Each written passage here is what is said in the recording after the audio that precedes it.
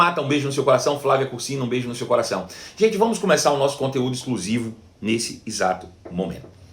Veja, eu comecei essa live falando o seguinte, deixa eu fazer algo aqui.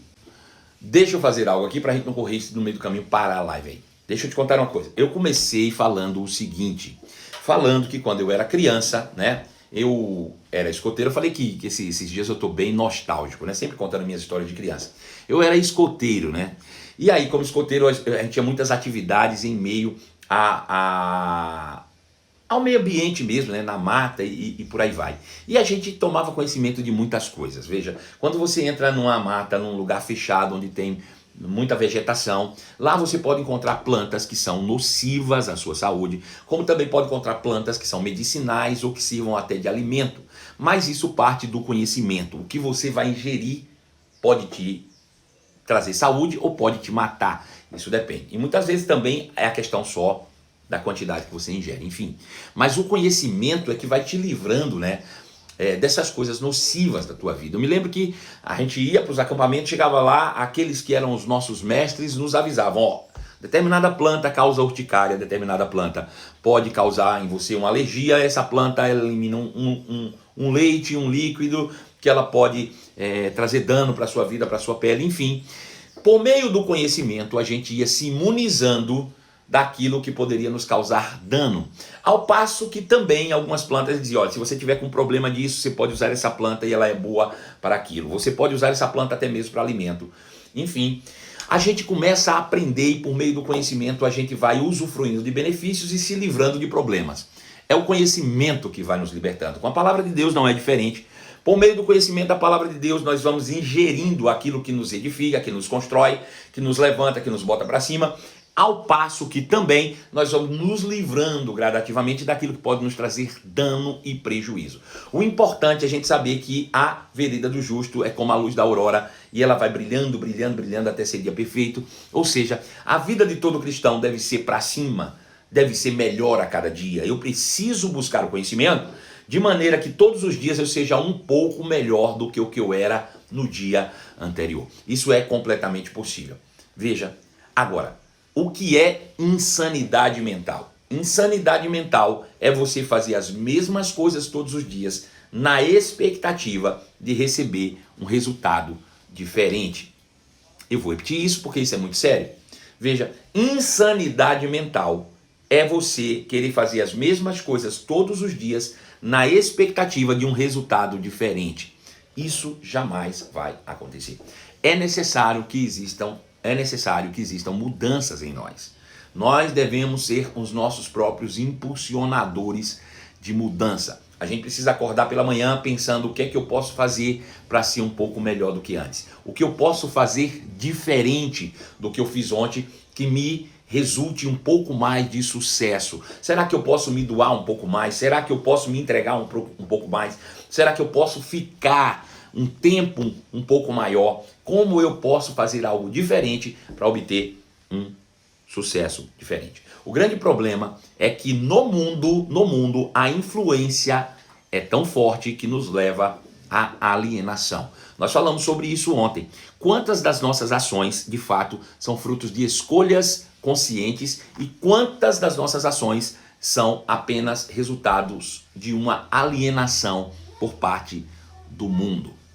Não é? Vou repetir isso porque essa indagação vai ser pertinente para a sua vida inteira. Quantas das nossas ações diárias são de fato movidas por uma escolha consciente e voluntária? E quantas das nossas ações diárias são frutos de uma alienação imposta pelo mundo, né? Então veja, se a influência do mundo nos leva à alienação, isso significa que nós deixamos de pensar por nós mesmos para viver as ordens de um imperador déspota. Veja, isso não acontece por acaso. Esse mundo ele foi pensado, arquitetado, planejado e executado com um único objetivo: destruir a raça humana. É assim que é. Desde o momento que Adão pecou no Éden até o tempo em que Jesus ressuscitou, um império foi criado e formado sobre a terra. E esse império ele tinha como objetivo único e exclusivo dominar a raça humana e destruí-la, levando-a ao caos e à miséria. Por meio de doença, por meio de pobreza, por meio de tudo aquilo que aflige, que confronta, que bate de frente com a natureza do próprio Deus. Deus é um Deus que nunca jamais se permitiria ficar doente. Deus é um Deus que nunca jamais se permitiria ser visto de maneira paupérrima, pobre, sem excelência, de jeito nenhum. Portanto, tudo o que o diabo quer é passar na cara de Deus que aqueles a quem ele escolheu para ser sua imagem e semelhança são pobres e doentes, que são exatamente o oposto daquilo que a natureza de Deus confere.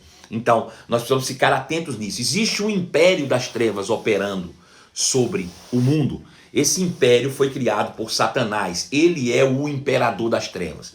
Quando a Bíblia fala de trevas, a Bíblia não está falando de escuro ou claro. A Bíblia está falando de ignorância, de estupidez, de insensatez, de falta de conhecimento a partir de si mesmo. Eu não conheço quem eu sou e a partir daí eu desconheço todas as minhas ações. Se eu não conheço quem eu sou, eu passo a desconhecer as minhas atitudes ou ações. Então Satanás faz isso e nos leva a uma completa alienação. Por isso aqueles que estão no mundo são chamados pela palavra de Deus de escravos.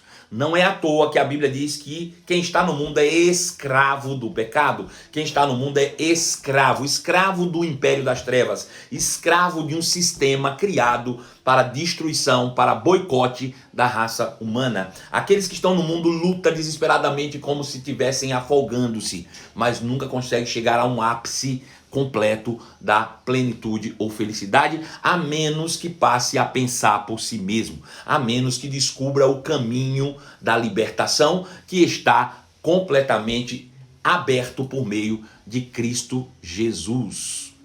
Então, aqueles que estão no mundo são chamados pela palavra de Deus de escravos. Agora veja que um escravo, ele não tem vontade própria. Um escravo se caracteriza por não ter vontade própria. Aonde você já viu um escravo escolher aquilo que ele quer fazer? Tente voltar no tempo, na história, você estudou isso na escola certamente. Tente voltar no tempo e lembrar da época da escravidão. Quem é que determinava o horário de trabalho? Eram os escravos ou seus senhores? Certamente eram os senhores.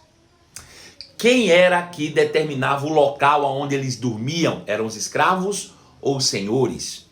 Certamente eram os senhores. Quem é que determinava a sua alimentação? Eram os escravos ou eram os senhores? Certamente eram os senhores. Aplique isso ao império das trevas e você vai encontrar uma triste e dura realidade. Quem é que define o horário de trabalho daqueles que estão no mundo? São eles mesmos ou é o seu senhor tão déspota? Quem é que define a alimentação de quem está no mundo? São eles mesmos ou é o seu senhor tão déspota? Um escravo não tem vontade própria, ele faz aquilo que o seu senhor o impõe a fazer. Essa é que é a verdade.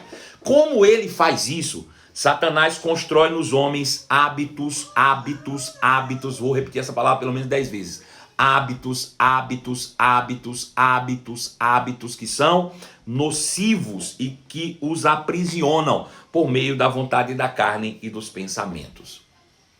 O diabo sugere, depois faz com que ele repita aquela ação e dá a ele um prazer em troca, e aí ele faz de novo e ele dá outro prazer em troca em forma de suborno. Ele vai subornando e ele vai dando algo em troca e as pessoas vão digerindo aquilo e aos poucos vão se enredando e constrói um hábito que fica impregnado nessas pessoas. Hábito esse que os leva para a ruína e perdição. É assim que acontece com a glutonaria, é assim que acontece, por exemplo, com a prostituição, é assim que acontece com as drogas, é assim que acontece com a bebida e é assim que acontece muitas vezes também com a própria religião. Satanás, como disse Andresa Guimarães, é um estrategista.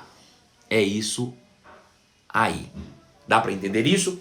Ele constrói hábitos nocivos nos homens e aprisionam esses homens agora pela vontade da carne e dos pensamentos. A partir do momento que esses homens estão alienados naquele hábito, ele usa os hábitos para conduzi-los ao fracasso, por meio da vontade da carne e dos pensamentos. Você experimentou algo, aquilo foi bom para você, você começou a experimentar, criou um hábito daquilo, mesmo sabendo que aquilo é nocivo para a sua saúde, você tenta parar, mas Satanás sempre traz a mesma sugestão, traz à memória aquilo que te dá prazer, ele starta um gatilho mental em você, para você mais uma vez cair naquela rotina, e isso vira algo cíclico de autodestruição na vida dos seres humanos.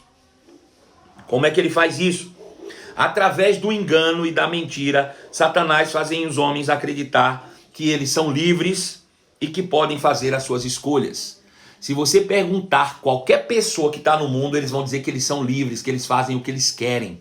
Só que a Bíblia diz que eles são escravos. Um escravo não tem vontade própria. Mas Satanás faz com que eles imaginem, que eles pensem que eles são livres, que eles estão na bebedeira porque eles escolheram, porque eles estão nas drogas porque eles escolheram, porque eles comem demais porque eles escolheram, porque eles vestem isso ou aquilo porque eles escolheram. Mas no final da história é tudo uma mentira. Ele diz: escolha o que você quiser, desde o que você escolher seja exatamente aquilo que eu quero. Eu vou repetir essa frase. Satanás diz para os homens exatamente isso. Escolha o que você quiser, desde que o que você escolher seja exatamente aquilo que eu quero. Veja que isso é um engano. Aparentemente parece uma liberdade, mas no fundo não passa de loucura, alienação. É exatamente isso que é. Alienação. Loucura, alienação. Vamos ler então agora o que nós vamos mergulhar hoje, Provérbios capítulo 9, verso de número 13, diz assim: a loucura, por sua vez, é uma mulher apaixonada, é ignorante e não sabe coisa alguma. A loucura assenta-se à porta da sua casa nas alturas da cidade, toma uma cadeira para dizer aos que passam e segue direto o seu caminho. Ela diz: quem é simples, volte-se para aqui. E aos faltos de senso ela diz: as águas roubadas são doces e o pão com comidas ocultas é agradável. Eles, porém, não sabem que ali estão os mortos e os seus convidados estão nas profundezas do abismo. Infelizmente, o mundo lá fora está completamente aprisionado pelo imperador das trevas, o déspota Satanás. É isso que diz Paulo no primeira carta aos Coríntios, capítulo 3, verso 19, quando ele diz: pois a sabedoria deste mundo é loucura para Deus. Veja quantos homens no mundo se dizem sábios e dizem: vocês são tudo ignorantes que acreditam em algo chamado Deus. Vocês são todos um bando de retardado porque acreditam no céu e no inferno. Nós somos inteligentes. E a Bíblia diz: a inteligência do mundo, ou a sabedoria do mundo, é loucura para Deus. Como dizem as próprias Escrituras, ele apanha os sábios na armadilha da sua própria astúcia. Veja que coisa triste.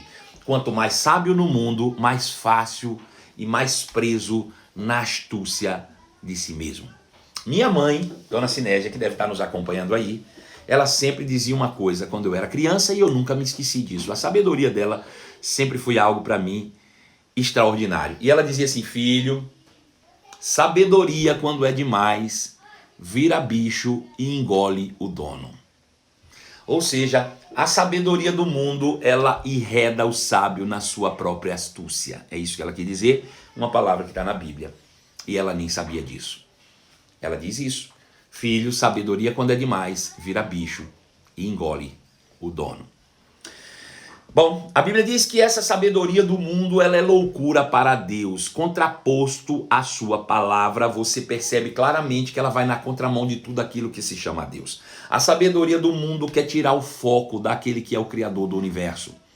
E ela muitas vezes vem misturada, com a pseudo-verdade. E isso vai acabando destruindo, toda a mente e a concepção humana acerca de quem Deus é. A verdadeira sabedoria está, de fato, na palavra de Deus. Cristo então o que fez? Quando nós estávamos loucos, alienados, aprisionados, escravizados no império das trevas, Cristo veio e iluminou o nosso interior com a sua palavra, e a sua luz pelo evangelho nos mostrou quem nós éramos de fato. Nós somos filhos de Deus. Uma vez que a luz do evangelho brilhou em nós, recebemos poder para entendermos, para nos transformarmos, para então assumirmos a nossa real condição, a nossa real natureza. Nós somos filhos de Deus.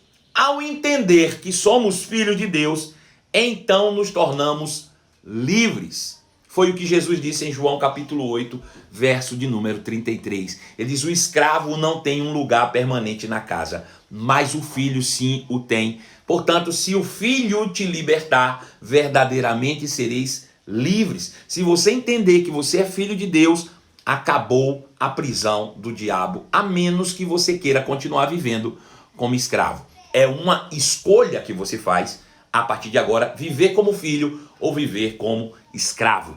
Cristo nos libertou do império das trevas. Libertação. Nós não somos mais escravos. Cristo nos libertou do império das trevas e nos transportou para o reino do Filho do seu amor. Cabe a nós, cada um de nós agora, vivermos essa verdade de fato e não apenas teoricamente. Viver isso na prática e não apenas de boca. Somos filhos e precisamos viver à altura daquilo que a palavra de Deus diz. Já não somos mais escravos, somos livres. Não devemos mais nada à nossa carne. Não devemos mais nada aos nossos pensamentos. Devemos viver agora a partir da nova realidade do Espírito. Viver segundo a carne é uma loucura, também chamada de insensatez. Loucura, insensatez é uma mulher apaixonada. Eu acho interessante as comparações que a Bíblia faz, porque são todas em cima de uma maneira extraordinária. Você quer ver uma mulher ficar louca? Basta ela se sentir abandonada, desprezada, rejeitada. Uma mulher apaixonada e rejeitada, ela vira uma onça. Ela vira completamente uma fera.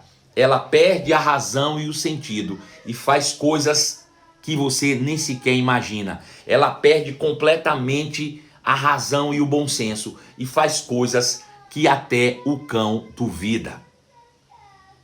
E a Bíblia diz o seguinte em Provérbios capítulo 9, verso 13. Ele diz que a loucura é uma mulher apaixonada. O que é a loucura, a insensatez do mundo? É uma mulher apaixonada. Ela perde o bom senso, ela perde a razão. A insensatez, a falta de prática da palavra é uma mulher apaixonada. Ela não tem razão, ela não tem bom senso, ela não tem nada que norteie a sua vida. É isso que a Bíblia diz. Em outra versão diz, a mulher chamada insensatez é atrevida. A mulher que se chama insensatez, ela é atrevida.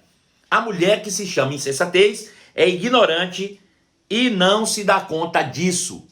É interessante isso. Veja, as pessoas que não vivem na prática da palavra são ignorantes e não se atentam para a sua própria ignorância. Acham de fato que tudo isso é benefício e não percebe que estão caminhando caminho de morte. Veja, a Bíblia diz ainda em Provérbios 9,14 que ela se assenta à porta da sua casa no ponto mais alto da cidade. Está falando da insensatez. Pessoas que não vivem na prática da palavra, pessoas que não nasceram de novo, pessoas que vivem segundo o padrão do mundo, pessoas que estão alienadas pelo sistema, senta-se à porta da sua casa no ponto mais alto da cidade e clama aos que passam pelo caminho, ocupado com seus próprios assuntos. Veja, as pessoas que vivem fora da prática da palavra, que é uma insensatez, uma loucura, elas não se contentam apenas a viver a sua loucura, mas elas estão sempre militando a sua própria causa para que outros também tomem o seu próprio caminho. Até parece que elas sabem que estão em caminho de morte e não desejam morrer sozinhas. Elas querem sempre ter uma companhia para a própria desgraça. Veja, a desgraça sempre quer uma companheira. A morte sempre procura uma amiga muito próxima. É isso que a Bíblia diz. A pessoa que anda na insensatez, a pessoa que anda na loucura da alienação do sistema do mundo, ele não se contenta em morrer sozinho, ele está sempre aliciando pessoas para o seu caminho da perversidade. É isso que a Bíblia diz, se assenta na beira, ela não se contenta, ela está influenciando um ou outro para o caminho da perdição. Isso é egoísta e isso é insensato e insano. Essa é que é a verdade. Clama aos que passam pelo caminho, ocupados com seus próprios assuntos. E ela diz, 9:16, venham à minha casa, venham. Mas ela fala isso com aqueles que são ingênuos. Aos que não têm juízo, ela diz, vocês sabiam que a água roubada é mais refrescante? Pão dormido ou pão comido às escondidas é mais saboroso? Veja, elas sempre estão querendo colocar uma justificativa para a coisa errada. Olha, aquilo que é escondido é mais gostoso. Quantas vezes a gente não já viu essa palavra? Perceba, não existe justificativa para o pecado. Não existe nenhuma justificativa para os maus caminhos e os maus hábitos que te levam à perdição. O pecado, ainda que justificado, gera morte. O pecado, ainda que você tenha uma boa desculpa para ele, vai te conduzir a uma morte espiritual e essa te conduz ao inferno. Não existe justificativa. Não existe de forma nenhuma nada, absolutamente nada que justifique um procedimento fora da palavra de Deus. Mas o convite da insensatez é esse sempre. O convite dos insensatos e dos loucos é: ei, vale a pena beber, vale a pena fumar, vale a pena destruir a sua própria vida com droga, correr atrás de dinheiro igual se corre atrás do vento, vale a pena odiar, vale a pena falar mal, vale a pena fofocar. Esse é o conselho daquele que está em completa insensatez, porque justifica os seus atos para que outros possam também tomar o seu caminho. Mas, na verdade, tudo isso só conduz as pessoas à morte. É o que diz em Provérbios capítulo 9, verso 18. Mas mal sabem as pessoas que dão ouvido à insensatez, que ali estão, na casa da insensatez, na casa da loucura, no caminho da alienação provocada pelo mundo, é que estão todos aqueles que estão mortos. Seus convidados estão na profundeza do inferno. É isso que a Bíblia nos diz. Dar ouvidos à insensatez é sentenciar a própria vida a um caminho de morte e perdição. Precisamos ficar com a verdade que liberta. Precisamos ficar com tudo que a palavra de Deus nos diz. Porque a palavra de Deus, ela é remédio. Ela é lâmpada. Ela é semente que produz toda a colheita que você deseja.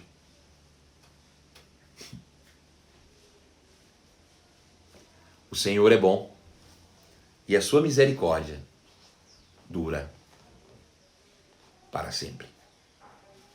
O Senhor é bom e a sua misericórdia dura para sempre. Bom, chegamos no final do capítulo 9 do livro de Provérbios e amanhã nós entraremos já no capítulo 10, mergulhando naquilo que Deus tem trazido como instrução e ensinamento para as nossas vidas. Gente, eu vou contar uma coisa para você. Vale a pena depois ouvir essas lives mais uma vez. Deus tem sido generoso conosco. Tem trazido de fato palavras de edificação, de salvação e que norteiam a nossa vida ao sucesso. Não perde isso jamais. Fica no compromisso de quase 100 pessoas nos assistindo agora fazer o seguinte. Depois pega essa live e compartilha ela depois de pronta. Compartilha nos teus stories. E eu tenho feito o seguinte, eu tenho um grupo de WhatsApp com aproximadamente 200 pessoas. Não é um grupo, é uma lista de transmissão com aproximadamente 200 pessoas. Então depois eu pego essa mesma live agora que eu acabei de transmitir, vou lá no meu YouTube, clico lá e copiar link. E depois vou lá e colo esse link lá nessa lista de transmissão. E eu mando para 200 pessoas na mesma hora. Imagina, tem gente dizendo assim, essa palavra devia ser pregada no mundo. Bom, isso cabe a você agora. Eu preguei para você e você pode levar essa palavra ao mundo. Chegamos no final da nossa live e eu quero agradecer a sua participação e dizer que para mim é uma grande honra estarmos conectados juntos e caminharmos segundo o bom ensino da palavra de Deus. Que sejamos todos os dias fortalecidos no homem interior pela força do poder daquele que nos criou. Beijo no coração e declaro um dia livres da religiosidade e cheios da luz do Evangelho de Cristo Jesus. Eu amo vocês e até logo mais às 23 horas com a nossa live e a nossa série Libertos pela Palavra, ou a Palavra que Liberta. Beijo no seu coração e até logo mais. Tchau!